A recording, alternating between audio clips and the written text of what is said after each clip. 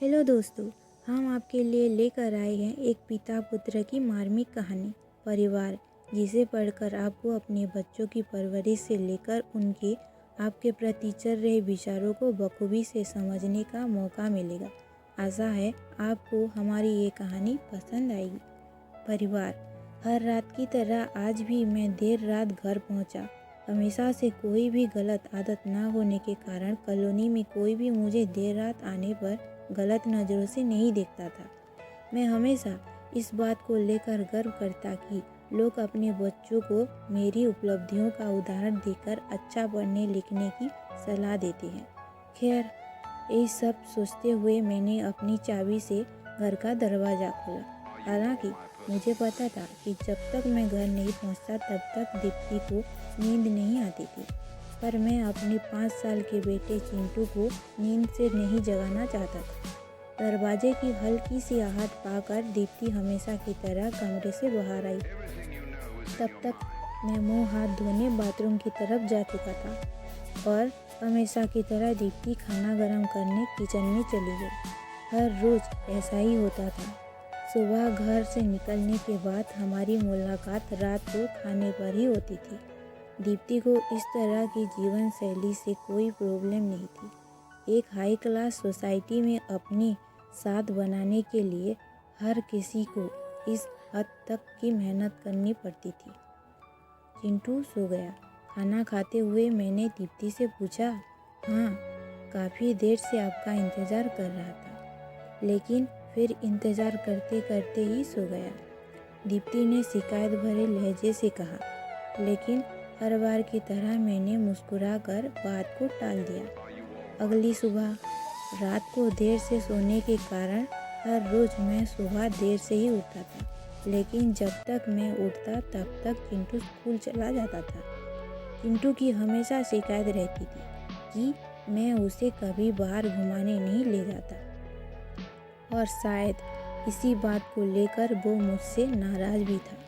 हमेशा की तरह मैंने उठकर दीप्ति को आवाज़ लगाई और बाथरूम में घुस गया। थोड़ी देर में ही दीप्ति नहाने के लिए गर्म पानी ले आई। तुम नहीं होती तो मेरा क्या होता, हमेशा की तरह मैंने अपनी बाल्टी को लेते हुए अपना घिसा पिटा डायलॉग मारा, और हमेशा की तरह ही दीप्ति मुस्कुराते हुए खाने की तैयारी करने किचन में चली गई। खैर, ऑफिस के लिए तैयार होकर जब मैं डाइनिंग टेबल पर आया तो चिंटू मुंह फुलाते हुए बैठा था। क्या बात है जनाब, आज स्कूल नहीं गए? मैंने प्यार से चिंटू को बालों पर हाथ घुमाते हुए बोला। आज संडे है, चिंटू ने गुस्से भरी आवाज़ से कहा। काम की भाग दौड़ में मैं ये भी भूल गया था कि आज संडे है, और आज दिन में मैंने चिंटू के साथ मूवी जाने का प्रॉमिस किया था, लेकिन आज तो मुझे क्लाइंट मीटिंग के लिए ऑफिस जाना था। मुझे ऑफिस जाता देख चिंटू को अपना मूवी प्लान खतरे में पड़ता दिखाई दे रहा था, और शायद इसीलिए वो मुझसे गुस्से से बात कर रहा था। पापा, आप 1 घंटे कितने पैसे कमा लेते हो? अचानक चिंटू ने पूछा।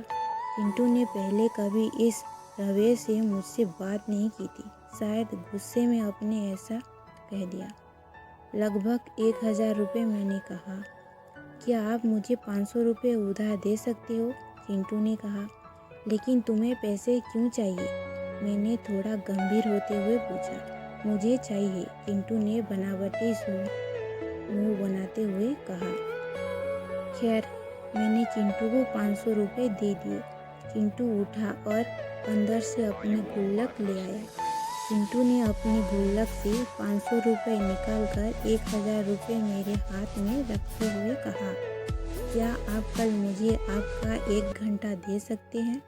मुझे आपके साथ बैठकर खाना खाना है। बहुत बिगड़ रखा है तुम्हारी मम्मी ने तुम्हें। चिंटू की इस हरकत पर मैंने गुस्से से चिंटू को एक थप्पड़ लगाते हुए कहा। आज ऑफिस जाते हुए मेरे मन में बस यही सोच रहा था कि इस भागदौड़ भरी ज़िंदगी में क्या सब कुछ खरीदा जा सकता है। हालांकि मैं भी तो चिंटू को यही सिखा रहा था। कहानी का तर्क यही है कि परिवार के लिए पैसा कमाने की चाह में हम परिवार को समय देना ही भूल जाते हैं। ज़िंदगी में सबके बीच में तालमेल बैठाकर चलना ही समझदारी है।